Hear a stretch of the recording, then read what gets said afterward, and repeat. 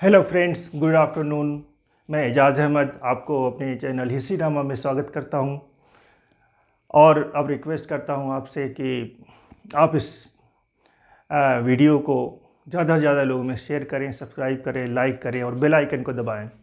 आज मैं हिस्ट्री के सिलसिले में जो अगला चैप्टर, अब तक मैंने आप लोगों को पढ़ाया इतिहास के विषय में क्या चीज़, about historiography, about history and Stone Age culture, and today is the turn of Harappan civilization, Harappan culture. तो मैं आज हड़प्पा कल्चर के बारे में आप लोगों को बताऊंगा। हड़प्पन सिविलाइजेशन दोस्तों, हमारा देश विश्व गुरु हो ना हो, हम नंबर वन कहीं हो ना हो, लेकिन हमारे पूर्वज नंबर वन थे। ये हिस्ट्री आज मैं साबित करूंगा, ये मैं बताऊंगा। इसीलिए हिस्ट्री पढ़ाई जाती है कि जब हम एक समय में विश्व गुरु थे, एक दुनिया की सबसे बड़ी सभ्यता थे, बहुत बड़ी सिविलाइजेशन थे, तो आज हम आगे क्यों नहीं बढ़ सकते। और तभी आगे बढ़ेंगे जब हम साइंस का सहारा लेंगे, जब हम अपने आप को, अपने दिमाग को इनोवेशन की तरफ ले जाएंगे, जब हम एक इंटरप्रेन्योर बनेंगे, जब हम आगे की सोचेंगे, रिस्क लेंगे, तभी हम आगे बढ़ सकते हैं। मैं बात करना चाहता हूँ, मैं बात कर रहा हूँ सिंधु घाटी सभ्यता की, हड़प्पन सिविलाइजेशन, हड़प्पन कल्चर की। सिंधु घाटी सभ्यता एक बहुत बड़ी सभ्यता रही है भारत में, जिसमें पाकिस्तान भी है, जिसमें हिंदुस्तान भी है।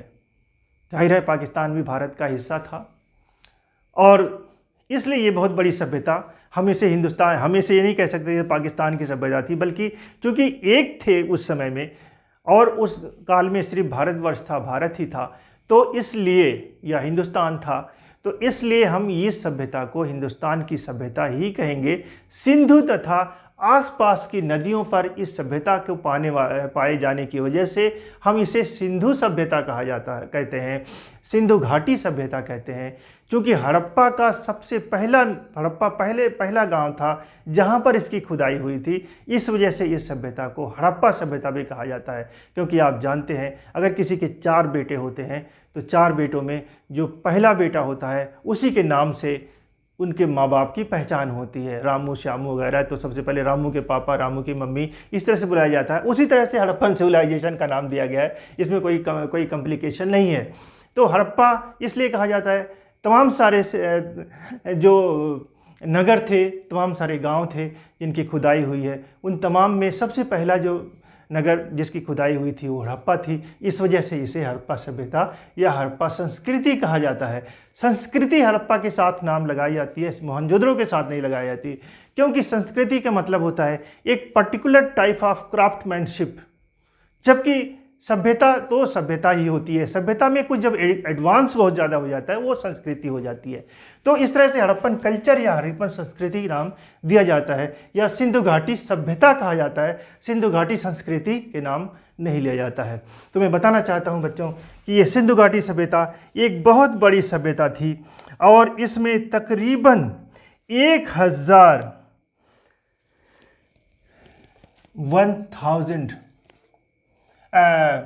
साइट्स की खोज की जा चुकी है। मोर देन 1000 मैं गलत कम कह रहा हूँ, बहुत ज़्यादा, ये बहुत पुराना फिगर है 1000 का। 1000 साइट्स की खुदाई हो चुकी है और इसका जो एरिया है वो 1,30,000 किलोमीटर है। यानी लंबाई चौड़ाई सारा जो क्षेत्रफल है वो ये है 1,30,000 किलोमीटर के आसपास। यानी इतनी बड़ी सभ्यता जो पाकिस्तान में, जो गुजरात में, जो सिंध में, जो बलूचिस्तान में, जो पंजाब में, जो पाकिस्तान के पंजाब में, हिंदुस्तान के पंजाब में, राजस्थान के, यूपी में, तो इन तमाम सारे एरिया में फैला हुआ था ये राज्य, ये सिंधु घाटी सभ्यता। तो ये एक बहुत ही महानतम सभ्यता थी।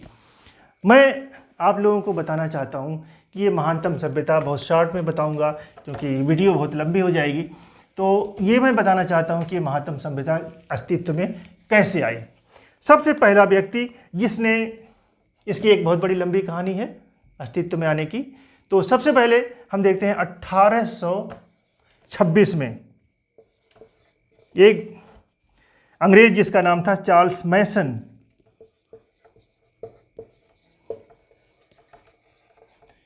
हड़प्पा गांव गया था।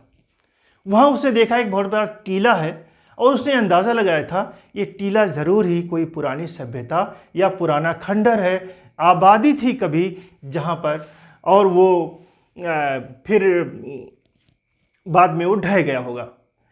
दूसरा है बर्न्स, 1834 में, 1834 में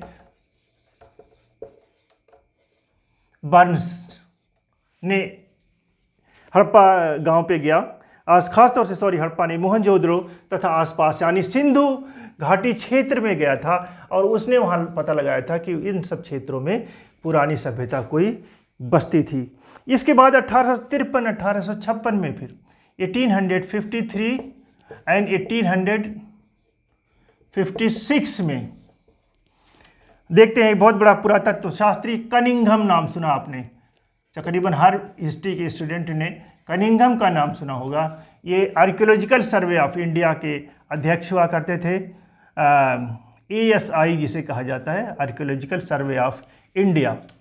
ये ASI के अध्यक्ष 1853 में 1856 में 2 बार ये इन जगहों का, हड़प्पा तथा आसपास के क्षेत्रों का इन्होंने दौरा किया था और इन्होंने कुछ जगहों की खुदाई भी करवाई थी और ये पाए थे कि यहाँ पे कोई पुरानी सभ्यता थी। लेकिन और इन्होंने इसे पेपर में छपवाया भी था, लेकिन फिर भी कोई बड़े लेवल पे इस पे काम नहीं शुरू किया जा सका, ज़्यादा ध्यान नहीं गया। ज़्यादातर हम ये कह सकते हैं कि 1856 के बाद उथल पुथल सी शुरू हो गई थी। 1857 में फर्स्ट वार ऑफ इंडिपेंडेंस लड़ा गया था, जिसके बाद सारा काम ठप हो गया। शायद 1857 का रिवोल्ट नहीं होता तो ये काम 1920-21 में, 21-22 में नहीं बल्कि 56-57 में ही काम शुरू हो गया होता। तो हम देखते हैं कि काफ़ी दिनों तक फिर ये मामला ठहर गया, रुक गया। इसके बाद ASI के, आर्कियोलॉजिकल सर्वे ऑफ इंडिया के अध्यक्ष बनाए जाते हैं सर जॉन मार्शल।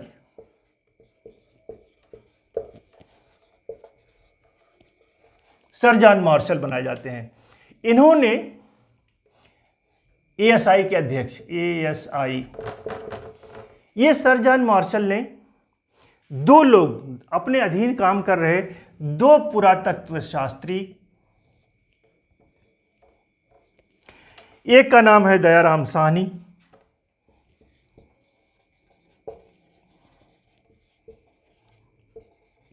दूसरा राखल दास बनर्जी।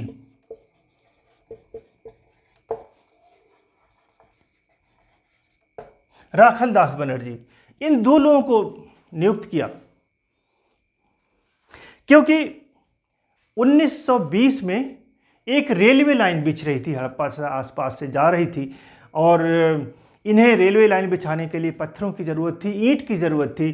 तो गांव वालों ने बताया कि भाई ये जो टीला है यहाँ से हम उठा के लेके जाते हैं और अपने घर बनाते हैं, आप भी यहीं से उठा ले जाओ, खुदा ले जाओ और रेलवे बिछाओ। तो वहाँ पे बहरहाल निकालने लगे, खुदाने लगे। तो वहाँ पे रिपोर्ट किया गया ASI को, आर्कियोलॉजिकल सर्वे ऑफ इंडिया को, कि यहाँ पे तो कोई बहुत बड़ी आबादी थी, जरा देखिए क्या चीज़ है। तो उन्होंने देखा इसे, तो इन दोनों को नियुक्त किया गया। दयाराम साहनी को हड़प्पा भेजा गया और इन्हें मोहनजोदड़ो। इन दोनों ने, इन्होंने 1921 में, इन्होंने 1922 में इन 2 जगहों की तलाश की, हड़प्पा की, मोहनजोदड़ो की। हड़प्पा जो है ये पंजाब में है, रावी नदी के तट पर है हड़प्पा। मोहनजोदड़ो सिंध नदी के किनारे है, सिंध राज्य में, सिंध में। इस तरह से हम देखते हैं कि इन दोनों बड़े बड़े नगरों की खोज हुई। अब हम देखते हैं कि इनका पीरियड क्या रहा होगा। इनके तमाम सारे, जब इन्होंने खोजा, इसके बाद से एक लाइन सी लग गई तमाम सारे जगहों की, तमाम सारे गांवों की, तमाम सारे शहरों की और मोर देन 1000 शहरों की, गांवों की, बड़े बड़े नगरों की तलाश अब तक की जा चुकी है। अब हम देखते हैं कि ये जो है ये किस एरिया में, किस पीरियड में था, अलग अलग समय में। देखिए दोस्तों, ये हड़प्पा सभ्यता की खुदाई 1921 से तो शुरू हुई, सिंधु घाटी सभ्यता की खुदाई, और तब से लेकर निरंतर हो रही है।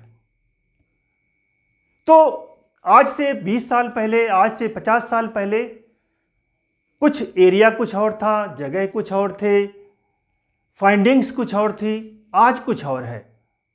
तो इस तरह से अलग अलग किताबों में अलग अलग बातें पाई जाती हैं। अगर एनसीईआरटी सतीश चंद्रा की बात करें तो उनका मानना है कि यह जो सभ्यता है वो 2500 ईसा पूर्व में शुरू हुई, BCE, और डिक्लाइन हुई 1500 ईसा पूर्व में।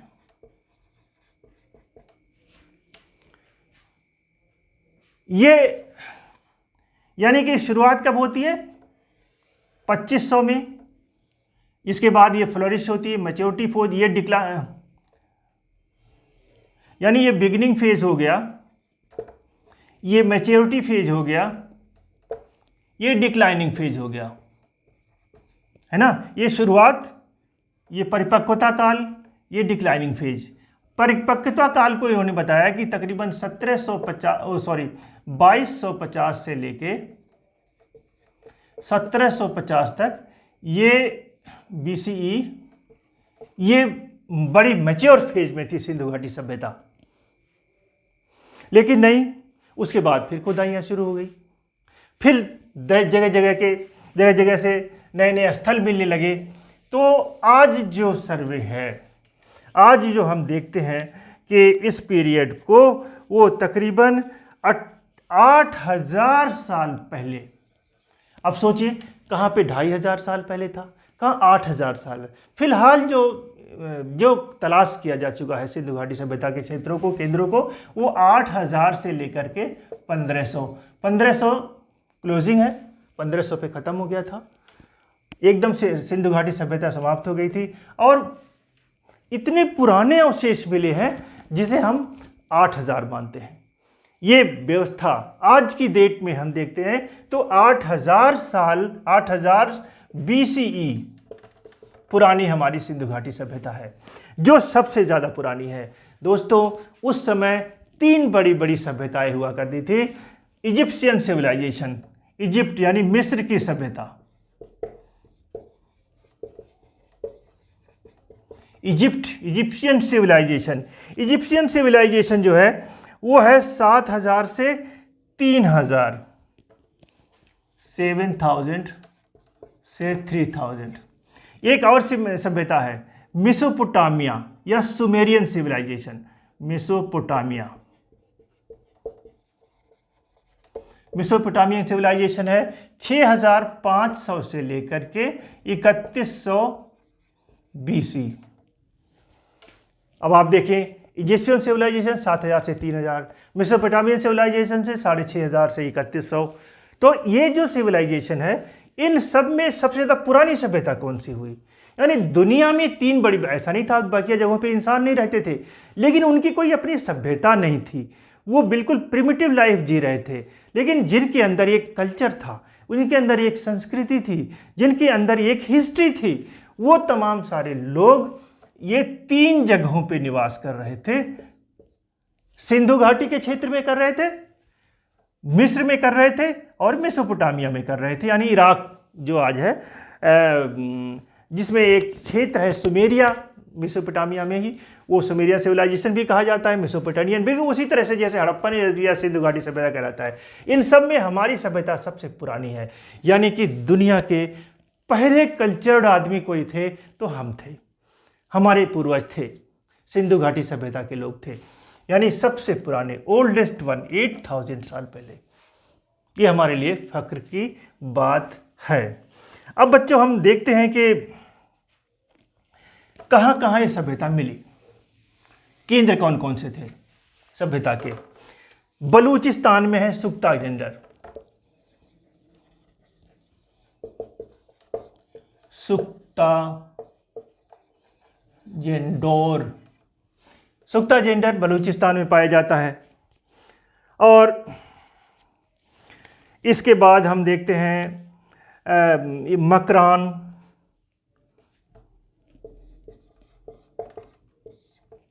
और है डाबरकोट, मकरान तट, डाबरकोट।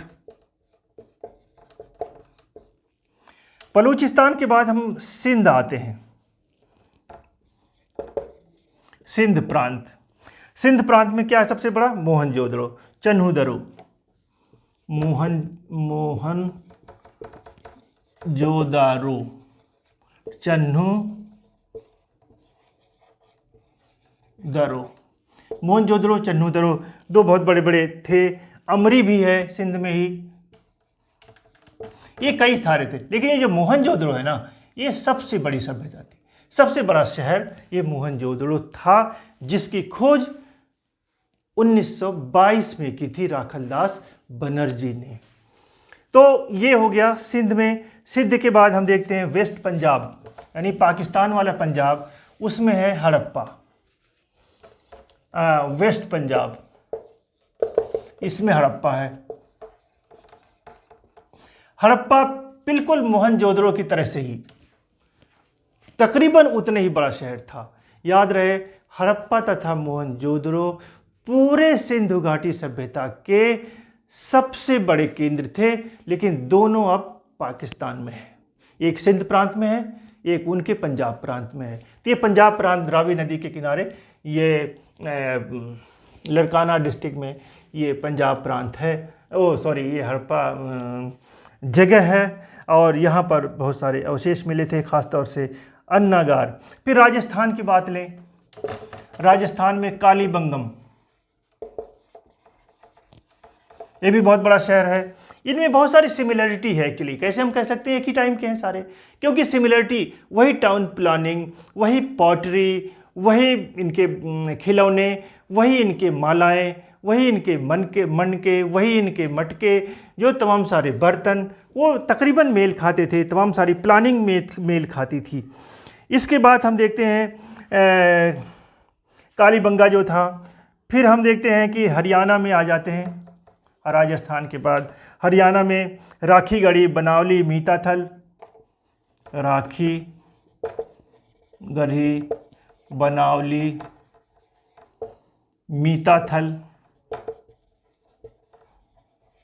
मीताथल, भगवानपुर, मिर्ज़ापुर,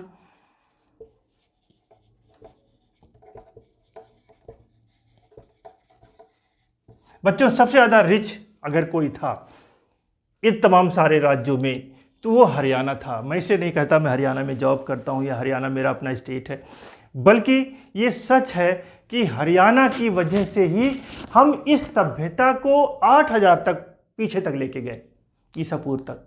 वरना पहले तो ये लग रहा था 2500 से ही यहाँ शुरुआत होती है। इसके बाद हम देखते हैं पंजाब में रोपड़, संघोल। पंजाब में जाते हैं रोपड़, संघोल, रोपड़ है, संघोल है, ये पंजाब में मिलते हैं। यूपी में आते हैं, उत्तर प्रदेश में मेरठ में एक जगह आलमगीरपुर। बच्चों अभी तक सिर्फ एक ही जगह मिली हुई आलमगीरपुर मेरठ में, जहाँ पर सिंधु घाटी सभ्यता के अवशेष मिले हैं। इसके बाद हम देखते हैं गुजरात। राजस्थान की हरियाणा की तरह से गुजरात भी उस जगह के उस टाइम का सबसे महत्वपूर्ण प्रांत था। हालांकि उस वक्त गुजरात नाम नहीं जाना जाता रहा होगा, उस समय तो सिंध घाटी सभ्यता का ही प्रांत था, लेकिन फिलहाल जो गुजरात है, इस वजह से हम गुजरात का नाम ले रहे हैं कि आपके समझने में आसानी हो जाए। इसमें है गुजरात में धौलावीरा,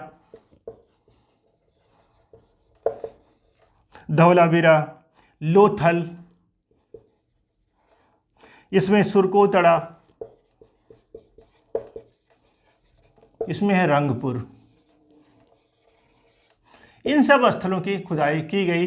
बच्चों मैंने सिर्फ और सिर्फ बड़े बड़े नगरों की बात बताई है अभी तक खाली, बस ये बड़े बड़े नगर सिंधु घाटी सभ्यता के बहुत बड़े केंद्र थे। लेकिन इन केंद्रों में दो ऐसे जगह थी जिसे हड़प्पा और मोहनजोदड़ो कहा जाता है। तो कुछ अगर हम देखते हैं गुजरात की बात की जाए इस तरह से नक्शा, तो यहाँ पे है मोहनजोदड़ो, और यहाँ ये पंजाब का एरिया है पूरा, तो यहाँ पे है हड़प्पा। काफ़ी डिस्टेंस है इन दोनों क्षेत्रों में। और ये पूरा तकरीबन 1 लाख, सॉरी अभी बहुत बड़ा है, यूं लेके चलें, इतने बड़े भूभाग जो तकरीबन 1,30,000 स्क्वायर किलोमीटर तक का एरिया कवर करता है, इन तमाम सारे क्षेत्रों में यही दो बड़े बड़े नगर हैं। बड़े नगर तो बहुत सारे मिलेंगे जो, लेकिन सबसे बड़े हैं जिनमें ऐसा कुछ पाया जाता है कि ये राजधानी रहे होंगे। लेकिन दो राजधानियां कैसे थीं? इतना बड़ा राज्य था भाई, दो राजधानियां भी हो सकती हैं। एक हो सकता है कि ये जो था सिंध प्रांत वाला, ये पंजाब प्रांत वाला, ये कुछ हिस्सा ये कवर करता हो, कुछ हिस्सा ये कवर करता हो। बहरहाल ये दोनों की बनावट, दोनों की संरचना, दोनों की फाइंडिंग्स, ये तमाम सारी चीज़ें तकरीबन सेम थी। इस वजह से इन्हें दो राजधानियाँ कहा जाता है। हम अपने तौर पे कुछ नहीं कह सकते, कंफर्म के साथ नहीं कह सकते, क्योंकि इसमें जो लिपि है, स्क्रिप्ट है, वो अभी तक पढ़ी नहीं जा सकी है। जो लिखावट है उसे पढ़ी नहीं जा सकी है।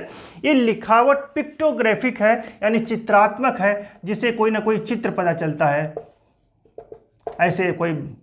और ये बाईं तरफ से, इधर से, हम तो हिंदी या इंग्लिश ये लिखते हैं ना, इंग्लिश या हिंदी इधर से, लेकिन ये इधर से है पिक्टोग्राफिक, यानी कि दाहिने से बाएं की तरफ है, जिसे उर्दू लिखा हुआ जाता है, यानी कि उर्दू इस तरह से। तो ये जो है इस तरह की पिक्टोग्राफिक और दाहिने से बाएं की तरफ लिखी जाने वाली जो लिपि थी, अगर ये पढ़ ली जाए तो शायद ये कंफर्म हो जाएगा कि हड़प्पा की क्या पोजीशन थी, मोहनजोदड़ो की क्या पोजीशन थी। बहरहाल इनकी स्क्रिप्ट ना पढ़े जाने की वजह से हमें बहुत कुछ आर्कियोलॉजी से ही हमें अपना नतीजा निकालना पड़ता है, अपने कयास बनाने पड़ते हैं, अपनी हाइपोथेसिस बनानी पड़ती है, अपनी थीसिस बनानी पड़ती है। तो इन सब थीसिस के अनुसार ये मालूम होता है कि ये दो बड़ी राजधानियाँ रही होंगी, और ये बहुत बड़ा प्रदेश था, बहुत बड़ा देश था। इस पर शासन कौन करता था, कैसे होता था, ये तमाम सारी बातों पे हम कल डिस्कस करेंगे। इसकी क्या खूबियाँ थी, ख़ास तौर से इसका जो सबसे ज़्यादा इम्पोर्टेंट पॉइंट है वो है इसका टाउन प्लानिंग, जो मैं आपको कल बताऊंगा। टाउन प्लानिंग, नगर व्यवस्था, नगर का व्यवस्था कैसे थी, जो मुख्य है, जो बहुत इम्पोर्टेंट है आपके समझने के लिए है बच्चों। अगर आप दिलचस्पी से मेरी वीडियो सुन रहे हों, देख रहे हों, तो इसे आगे भी देखना ना भूलें और अपने दोस्तों को बताएं कि बहुत अच्छी तरह से यहाँ पे समझाया जाता है, आप बहुत अच्छी तरह बताया जाता है। क्लास की तरह से आप इसे अटेंड करें और इसे ठीक से पढ़ें। ये आपके ना सिर्फ क्लास में फ़ायदा देगा, बल्कि जीवन भर ये आपको बताता रहेगा, आपको याद दिलाता रहेगा आपकी सभ्यता के बारे में, आपकी संस्कृति के बारे में, आपके अपने बारे में। Thank you very much.